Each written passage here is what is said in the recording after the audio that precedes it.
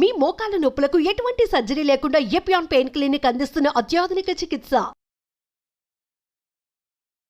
What we eat is what we become. అంటే మనం ఏం తింటామో అదే మన బాడీ మనకి బయటకి బట్ ఇస్తుంది. 90% ఇదొద్దు ఇదొద్దు ఇదొద్దు అనుకుంటూ పోతే ఏం మిగలట్లేదని ఒక అది బాధ. వద్దు అనట్లేదు. పాలు which is pasteurised and chicken నాటుకోడి తినండి, వద్దనట్లేదు కదా. దొరకట్లేదు చాలా మందికి. So we need to be careful about what we. Right right I understand. అదే అలాగే పొల్యూషన్, మనము అగైన్ మన పీల్చే గాలి, మనకి చేసేవన్నీ అన్నిటి నుంచి ఏమవుతుందంటే ప్లాస్టిక్స్, ఇవన్నీ వల్ల ఏదో dioxins, some kind of PSBs, ఇవన్నీ పాలిఫినైల్ ఇవన్నీ బయటకు వస్తూ ఉంటాయి అనమాట. వాటి నుంచి అవన్నీ మనం అబ్జార్బ్ చేసుకుంటాం. అది నువ్వు బుక్ ద్వారా కావచ్చు, తినే ద్వారా కావచ్చు, ఇవన్నీ డయాక్సిన్స్. ఇవేం చేస్తాయి? ఇవి ఎండోక్రైన్ డిస్రప్టింగ్ కెమికల్స్ అంటాం. అన్ని ఎండోక్రైన్ సిస్టమ్స్ని డిస్రప్ట్ చేస్తాయి. డిస్రప్ట్ అంటే ఏంటో నాశనం చేసేయటం. చేయటం వల్ల ఏమవుతుందంటే అది సరిగ్గా పనిచేయకుండా అవకతవకలతో పనిచేస్తుంది. అవకతవకలతో పనిచేస్తే ఏమవుతుంది? థైరాయిడ్ రావచ్చు, ప్రికాషస్ ప్యూబర్టీ రావచ్చు. ప్రికాషస్ ప్యూబర్టీ అంటే ఫస్ట్ మనకి ప్యూబర్టీ సైన్స్ తెలియాలి. అవునవును, అది ఇంపార్టెంట్. మీరు అందులో చిన్న శిశువులో అని చెప్పారు కదా, అది ఇంకా ఒకటి బ్రెస్ట్, ఒకటి బ్లీడింగ్ మనకి అమ్మాయిలో, హెయిర్, యాక్సిలరీ హెయిర్. అన్నిటికన్నా ఇంపార్టెంట్ ఫస్ట్ అనేది మనకి ఎడ్రినార్కి. నేను చెప్పాను ఎడ్రినల్ గ్రంథులు అని ఉంటాయి. అది ముందు జాగో నేను లేసున్నానని అది యాక్ట్ అవుతుంది. ఫస్ట్ అది యాక్ట్ అయిన 1 yearకి వి విల్ హ్యావ్ థీలార్కీ. థీలార్కీ అంటే ఏంటంటే బ్రెస్ట్ డెవలప్మెంట్, నాడ్యూల్ డెవలప్మెంట్. అది అయిన 1 yearకి, ఇది న్యాచురల్ కోర్స్, ఇప్పుడు అన్నీ షార్ట్ అయిపోయినాయి. అదైన 1 yearకి ప్యూబార్కీ అంటే ప్యూబిక్ హెయిర్ డెవలప్మెంట్. అదైన 1 yearకి మెనార్కీ. అంటే మనం ఇచ్చే స్ట్రెస్ 7th క్లాస్ పిల్లల్లో లేక 5th క్లాస్ పిల్లల్లో మనం స్ట్రెస్ బాగా ఇచ్చేస్తే, వాళ్ళకి ఇచ్చే జంక్ ఫుడ్, ఎక్సర్సైజ్ చేయకుండా ఊబకాయం ఎక్కువ అవటం వల్ల శరీరంలో కొవ్వు నుంచి, చర్మం కింద ఉన్న కొవ్వు నుంచి ఈస్ట్రోజన్ రిలీజ్ అవుతుంది. సో ఇవన్నీ అర్థం చేసుకోవాలి. ముద్దుగా ఉంది కాదు ఇంపార్టెంట్. ఆ ముద్దుగా ఉండటం అనేది ఎంత డెలిటేరియస్ మనకు తెలుసుకోవాలి. Number of fat cells which are form పర్మనెంట్గా ఉంటాయి. ఆ ఫ్యాట్ సెల్ నుంచి oestrogen release is something which is not. సో ఈ అన్నిటి మూలంగా మనకి ఇప్పుడు మనకి 6 yearsకి ఎడినార్కి, 7 yearsకి థీలార్కి, 8 yearsకి ప్యూబార్కి, అంటే 9 yearsకి వచ్చేస్తున్నాయి. అంటే అప్పుడు కూడా ఎంత 4వ తరగతి, 5వ తరగతి. వాళ్ళకి మెంటల్గా మనం మెచ్యూరిటీ చేస్తున్నామా? మనం ఇళ్లలో మనం ఏం చేస్తున్నాం? పిల్లల్ని ఇంకా చిన్న పిల్లలని ట్రీట్ చేస్తున్నాం. కరెక్ట్. మనకు వెస్ట్రన్ సైడ్ లాగా చిన్నప్పటి నుంచి ఎక్స్ప్లెయిన్ చేయట్లేదు అన్నీ. సో మెంటల్లీ వాళ్ళు చిన్నళ్ళు, ఫిజికల్లీ పెద్దగా అయిపోతున్నారు. So what can happen? First thing they will feel conscious about their body. అంటే వాళ్ళ బాడీలో వచ్చిన, శరీరంలో వచ్చిన తేడాలని వాళ్ళని ఎలా తీసుకోవాలో వాళ్ళకే అర్థం కాదు.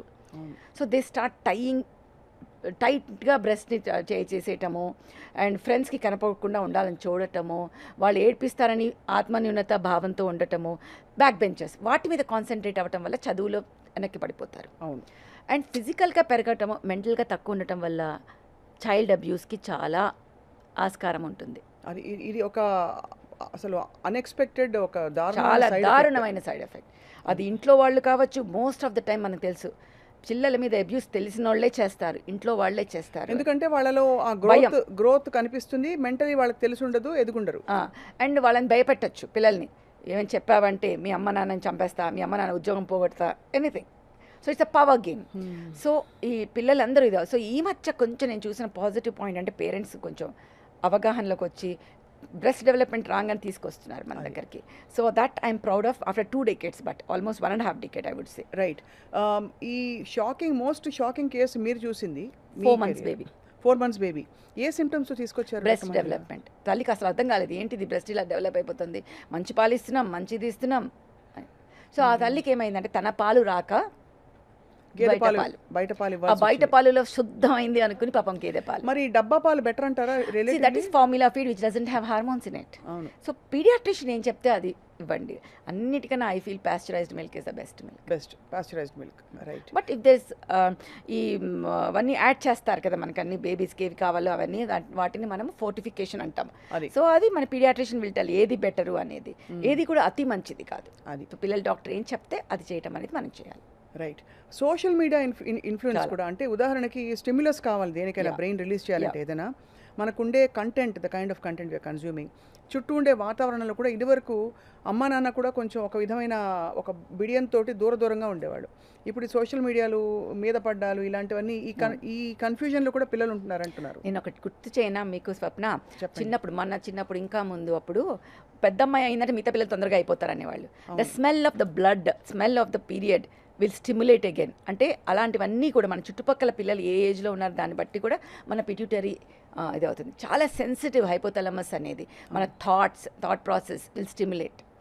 ఓకే, సో నేను ఎప్పుడు అది ఫెరమోన్స్ రిలీజ్ కానీ అన్నీ దే ఆల్ హ్యావ్ ఇంటరాక్షన్. అవును. So social media, seeing porn and seeing all these things which happen. సినిమాలు చాలు, పోర్న్ దాకా వెళ్ళక్కర్లే, మనం ఇప్పుడు చిన్న సినిమాలు చూస్తే అర్థమైపోతుంది. అదే ఇవన్నీ ఒక భావోద్వేగాల్ని, hormones will lead to that and these will lead to release of hormones. So ఇవన్నీ మనకి ఒక విషయస్ సైకిల్ అనమాట. సో మనము చిన్న చిన్న పిల్లలు వేసే డాన్స్లు అవి చూసే మనం షాక్లోకి వెళ్తాం, ఇవేంటి ఇవన్నీ అవేంటి అనేసి.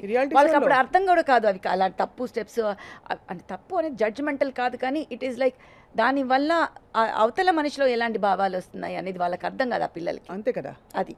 సో వాళ్ళకి ఏమి ఎక్స్పెక్ట్ చేయకపోవచ్చు, వాళ్ళ బ్రెయిన్లో ఏమి ఉండకపోవచ్చు, but other person we don't know, we cannot trust others. మనల్ని మనం నమ్మచ్చు కానీ అదర్ నమ్మలేము అనేది నేను చెప్పేది. So parents have to be careful. అది మన బాధ్యత ఒక పేరెంట్గా.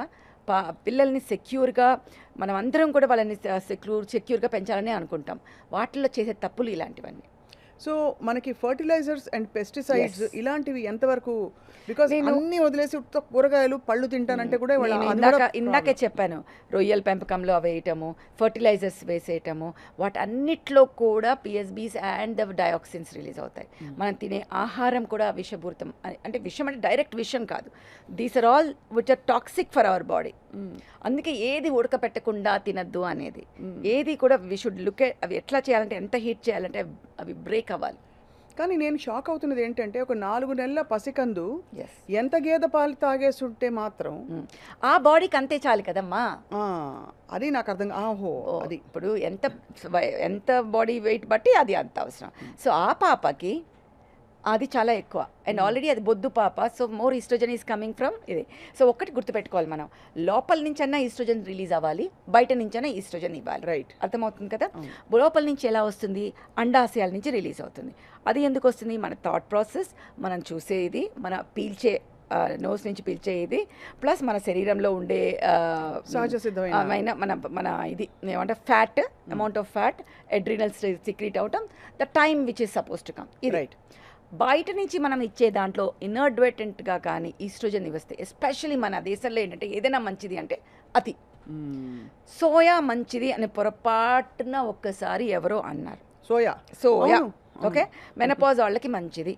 మెనపాజ్లో ఎందుకు మంచిది అన్నాము, మెనపాజ్లో ఈస్ట్రోజన్ తగ్గిపోతుంది. సో సోయా తీసుకుంటే కొంచెం ఈస్ట్రోజన్ ఉంటుంది సోయా, అది ఆ శరీరానికి ఇనఫ్ కొంచెం. అవును, సోయా న్యూట్రిలా, సోయా అది, సోయా ఇది చంక్స్, సోయా మిల్క్. చిన్న పిల్లలకి సోయా మిల్క్ ఇవ్వడం ఏంటి, that is again a culprit. That has lot of oestrogen in it. అయితే అది దానివల్ల కూడా, అంటే సోయా ఒక ఆల్టర్నేటివ్ సోర్స్ ఆఫ్ ప్రోటీన్ గా అనుకుంటున్నాం. ఎంత లిమిట్ ఎంత తీసుకుంటున్నాం అనేది చాలా చాలా ఇంపార్టెంట్. ఏది కూడా ఏదైనా అధికంగా తీసుకోవటం అనేది ఇట్ ఈస్ లైక్ విషం for our body. When I say విషం, it's not the poison but anything which is more is definitely poison. So ఇవాళ మీకు ఒక ట్రే ఆఫ్ ఫుడ్ నేను చూపించబోతున్నాను. ఆ ట్రే మేము స్పెసిఫిక్గా తెప్పించాం. హెల్త్ అంటే జంక్ ఫుడ్ అంటున్నాం, ఇవన్నీ చూడడానికి దాదాపుగా మనకి హెల్దీ ఫుడ్ అనే అనుకుంటున్నాం. Most of all, of course ఇది అంటే ఇప్పుడు పాలు, ఇది పాల గ్లాసు మీరు ఆల్రెడీ చెప్పేశారు. ఫస్ట్ థింగ్ ఇస్ పాలు ఇస్ వెరీ గుడ్. పాలు ఎవ్రీ కిడ్ షుడ్ టేక్. ఎందుకంటే అది మనకి అంటారు 2-3 గ్లాసులు, one in the morning, one in the evening is good enough. కానీ అది ఎందుకు వాడుతున్నాం మనం, బోన్స్ బాగుండాలి అని, కాల్షియం బాగుండాలి అని.